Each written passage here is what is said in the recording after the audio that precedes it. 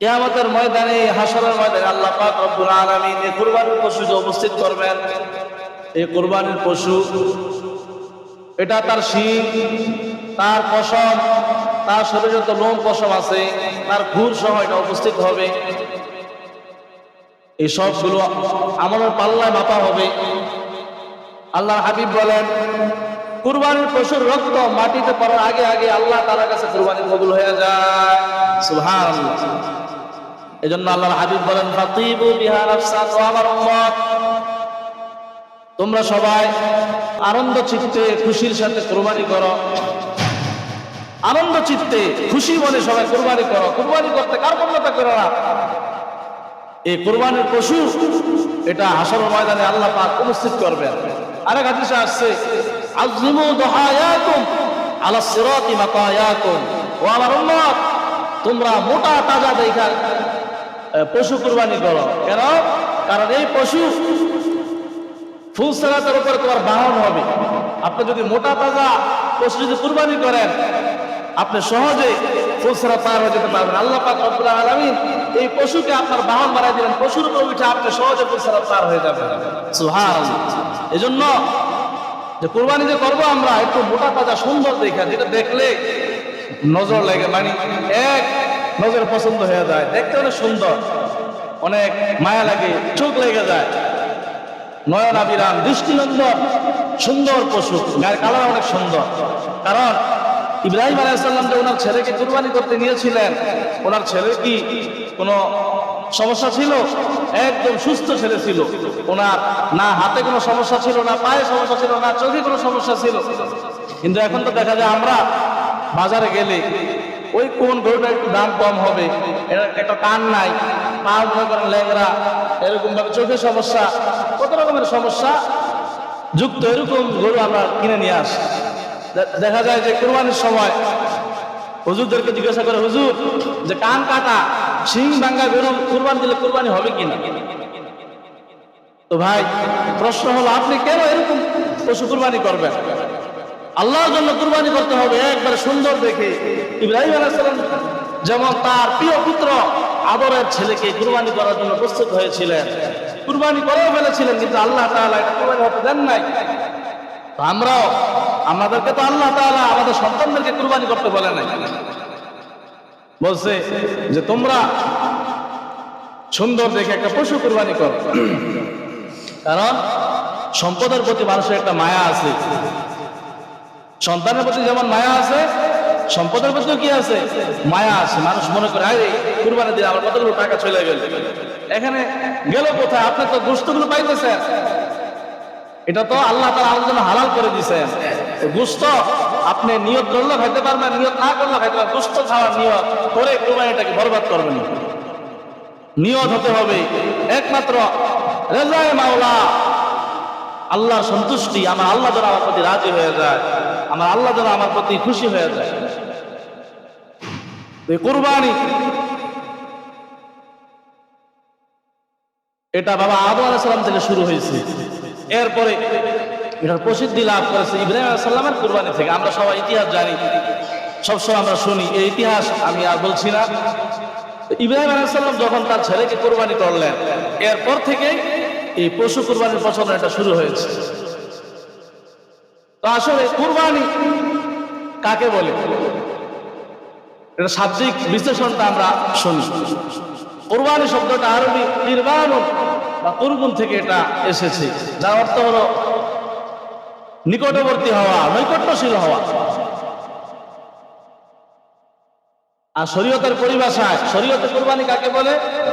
যে নির্দিষ্ট দিন, নির্দিষ্ট সময়ে নির্দিষ্ট কিছু পশু আল্লাহ নৈকট্য ও সন্তুষ্টি লাভের জন্য জবাই করাকে কুরবানি বলে। নির্দিষ্ট দিন। কুরবানি সব সময় কি করা যাবে? কুরবানি করার দিন হলো 3 দিন, জিলহজ মাসের 10, 11, 12, এই 3 দিন কুরবানি করা যায়। 10, 11, 12। কেউ যদি প্রথম 10 তারিখে না পারে কোনো সমস্যার কারণে, তাহলে সে এরপরের দিনে করতে পারবে, এরপরের দিনে না পারলে এরপরের দিনে করতে পারবে। তবে প্রথম দিন 10 তারিখে করাটাই বেশি উত্তম। তো এই নির্দিষ্ট দিন, এই নির্দিষ্ট সময়ের ভিতরে নির্দিষ্ট কিছু পশু সব পশু দিয়ে কুরবানি করা যাবে না। 5 প্রকারের পশু কুরবানি করা যায়। কয় প্রকারের পশু? 5 প্রকার। ওট, গরু, মহিষ, দুম্বা, ছাগল। ওট, গরু, মহিষ, দুম্বা, ছাগল, বকরি, এই 5 প্রকারের পশু দ্বারা কুরবানি করা যাবে। কুরবানের দিন কেউ কুরবানের নিয়তে যদি মুরগি জবাই করে, হাঁস জবাই করে, এটা কিতাবে লেখছে এটা মাকরুহ হবে। কুরবানের নিয়তে এরকম ছাগল, কি বলে, মুরগি, হাঁস, এগুলো জবাই করা যাবে না। এই 5 প্রকারের পশু কুরবানি করতে হবে। এগুলোর ক্ষেত্রে আবার বয়সের হিসাব আছে। ওট, গরু, মহিষ, ওটার ক্ষেত্রে 5 বছর হতে হবে। ওট যদি আমরা কুরবানি করি তাহলে এটা 5 বছর হতে হবে। 5 বছরের কম হলে হবে না। আর গরু, মহিষের ক্ষেত্রে বলা হয় 2 বছর, 2 বছর পূর্ণ হতে হবে। আর ভেড়া, দুম্বা, এগুলো পূর্ণ 1 বছর হতে হবে।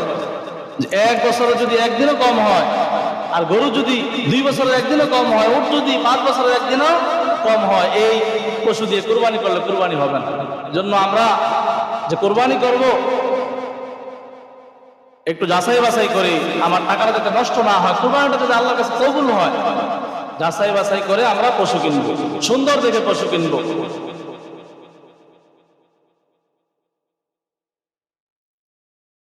তারপরে কুরবানি কার উপর ওয়াজিব?